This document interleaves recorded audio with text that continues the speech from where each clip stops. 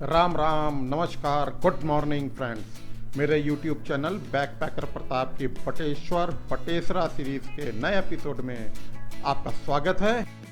पिछले एपिसोड में आपने मेरे साथ देखा गढ़ी पड़ावली, और अब इस नए एपिसोड में हम लोग देखेंगे और चलेंगे बटेसरा के मंदिर। ये है इसका मेन गेट। तो चलिए अंदर चलते हैं। और यह बटेसरा है MP के मुरैना डिस्ट्रिक्ट में।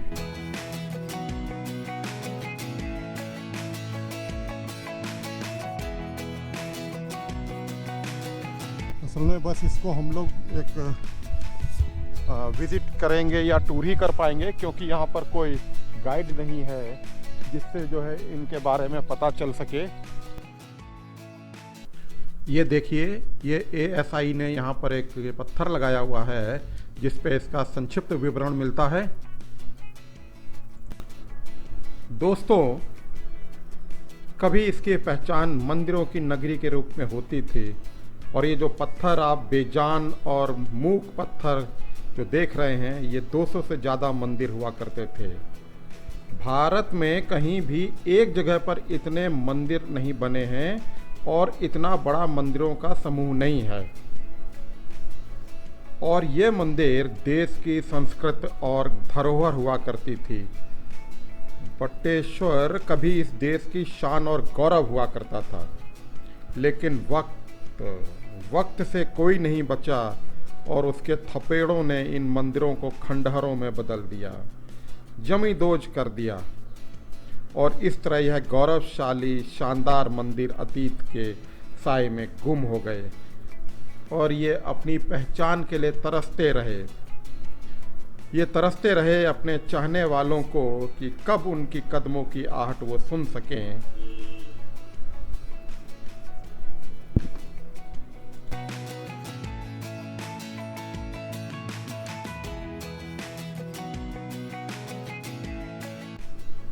तो दोस्तों, अब ये सवाल उठता है कि ये मंदिर वर्तमान में इस स्वरूप में कैसे आए। तो इसके लिए आपको बताऊं, इन मंदिरों को संवारने, पुनर्निर्माण, पहचान दिलाने का जिम्मा उठाया भारतीय पुरातत्व विभाग के मध्य प्रदेश के तत्कालीन प्रमुख जो थे श्री के मोहम्मद साहब ने, जिनके लिए ये सिर्फ पत्थर ही नहीं थे, बल्कि उनके जीवन का मकसद था कि बटेश्वर जैसी धरोहरों को जो भुला दी गई हैं फिर से सजाना, संवारना और लोगों को अपनी इन धरोहरों से जोड़ना, उनकी पहचान कराना, जो उनके जीवन का संकल्प हुआ करता है।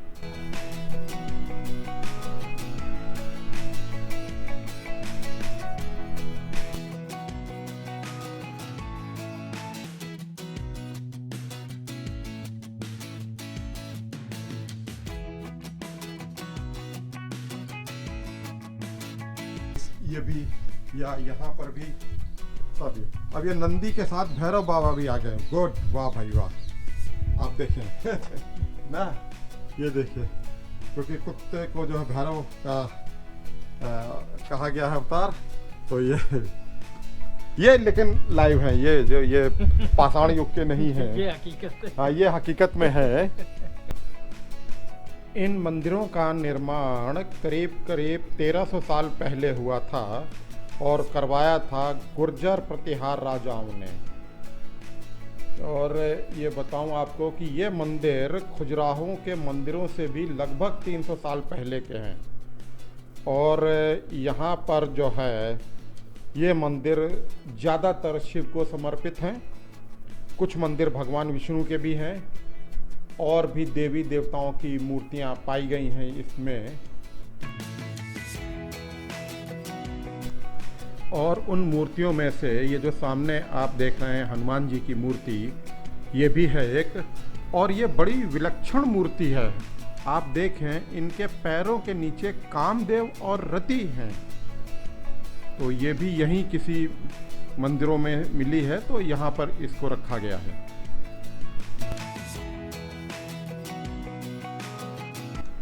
और इन्हीं मंदिरों के बीच में आप ये देखें छोटा सा तालाब जो यहाँ की जल आपूर्ति करता है। ये पहले सूखा था, लेकिन इसके बाद हुआ क्या, जब इसका पुनर्निर्माण और ये सब हुआ तब इसको जब साफ किया गया तो इसमें धीरे धीरे से पानी का स्रोत ये हो गया है। ये जो आप सामने देख रहे हैं ये भूतनाथ मंदिर है, जो शिव का ही एक नाम है, और यह यहाँ का सबसे पुराना और सबसे बड़ा मंदिर है। इसी का निर्माण सबसे पहले हुआ था और उसके बाद फिर और मंदिरों का निर्माण हुआ है यहाँ पर।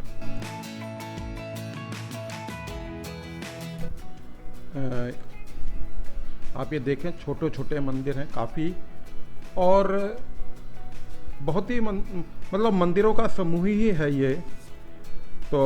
लेकिन इन मंदिरों में पूजा नहीं होती है, पूजा अर्चना नहीं हो रही है। और आप ये देखें मंदिरों पर भी जो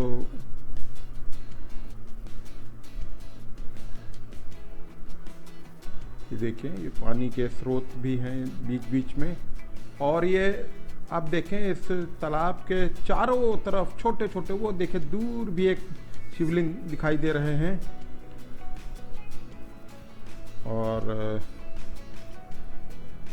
अभी कुछ ये मरम्मत के काम और बनाने के चल ही रहे हैं।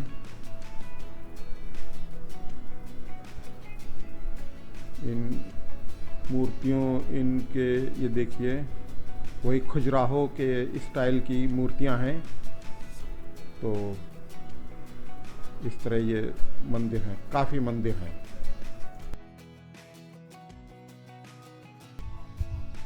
विष्णु जी का कौन सा मंदिर बता रहे थे, किधर से जाना पड़ता? नहीं, जाना किधर से होगा?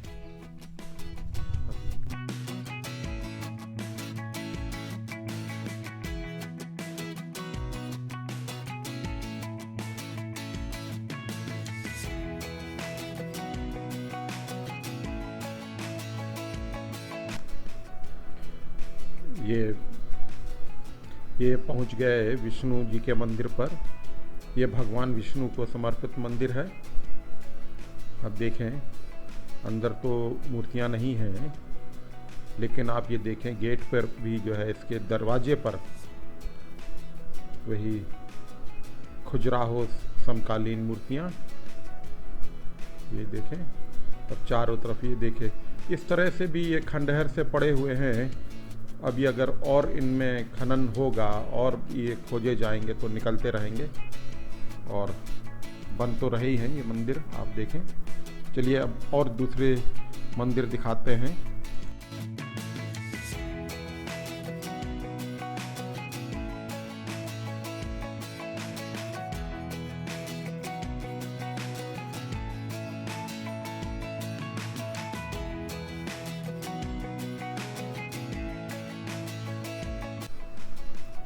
दोस्तों ये देखिए, ये मंदिरों को देखकर ये लगता ही नहीं है कि इनको पत्थरों के कई टुकड़ों से जोड़कर बनाया गया हो। आप इस खंबे को देखें, कई पत्थरों से जोड़कर बनाया गया है। इसी के साथ साथ कुछ इसके और भी पहलू हैं।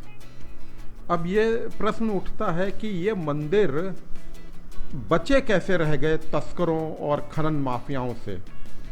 अब आप और भी ज़्यादा आश्चर्यचकित होंगे कि इसको बचाने में नो डाउट कि भारतीय पुरातत्व विभाग का तो पूरा योगदान है ही है। इसमें एक योगदान जो है आरएसएस का भी है, राष्ट्रीय स्वयं सेवक संघ का। और भारत के इतिहास में शायद ऐसी पहली घटना होगी कि जब भारतीय पुरातत्व विभाग ने आरएसएस को चिट्ठी लिखकर इन मंदिरों को बचाने के लिए जो है मदद मांगी, और उसने मदद करी और ये मंदिर थोड़े बच पाए। एक चीज़ और अब आपका मन विचलित कर देगी कि ये खनन माफिया और तस्कर इतने पावरफुल थे कि इन्होंने यहाँ के एसएसपी पुलिस अधीक्षक की जो है ट्रैक्टर से कुचल कर हत्या कर दी। ये इतने पावरफुल थे। मैं भारतीय पुरातत्व विभाग को सैल्यूट करता हूँ कि इन्होंने इतनी विषम परिस्थितियों में भी जो है इनको इस स्वरूप में ला पाए। आज भी यहाँ पर माइनिंग के लिए कुछ लीज पर जगह दी गई हैं, लेकिन आज भी अवैध खनन आज भी जारी है और इसको बचाने के लिए कोई ना कोई मुहिम छेड़नी ही पड़ेगी और प्रयास करना पड़ेगा। तो दोस्तों, अब इस एपिसोड को यहीं पर समाप्त करते हैं और आप बने रहिए हमारे साथ और नेक्स्ट डेस्टिनेशन पर चलते हैं। वो है शनिचरा का मंदिर। साथ ही साथ आप लोगों से रिक्वेस्ट है कि चैनल को सब्सक्राइब, लाइक और शेयर ज़रूर करें। बहुत मेहनत से लाते हैं एपिसोड्स को। धन्यवाद।